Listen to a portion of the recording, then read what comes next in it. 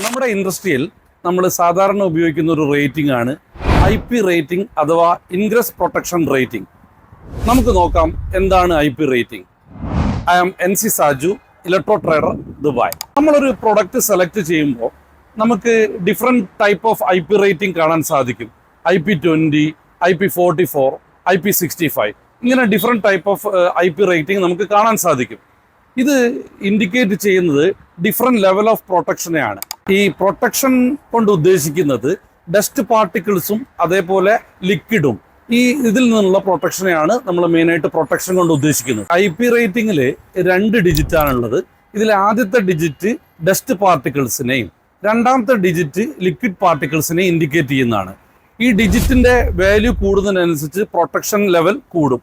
ഉദാഹരണത്തിന് IP20 indoor പർപ്പസിനാണ്, അതേസമയം IP65 outdoor പർപ്പസിനാണ്.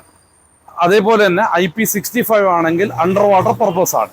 ഇതേപോലെ ഡിജിറ്റ് വാല്യൂ കൂടുന്നതിനനുസരിച്ച് അതിൻ്റെ പ്രൊട്ടക്ഷൻ വാല്യൂ കൂടും. IP20 അഥവാ IP20 ഇതിൽ ഫസ്റ്റ് പാർട്ടിൻ്റെ വാല്യൂ 2 ആണ്, സെക്കൻഡ് പാർട്ടിൻ്റെ വാല്യൂ 0 ആണ്. ദാറ്റ് മീൻസ് ലിക്വിഡ് പ്രൊട്ടക്ഷൻ 0 ആണ്. അതുകൊണ്ട് തന്നെ ഈ പ്രോഡക്റ്റ് നമുക്ക് ഇൻഡോർ യൂസിന് മാത്രമേ പറ്റുകയുള്ളൂ. ഈ ഇൻഫർമേഷൻ നിങ്ങൾക്ക് യൂസ്ഫുൾ ആയി എന്ന് കരുതുന്നു. താങ്ക്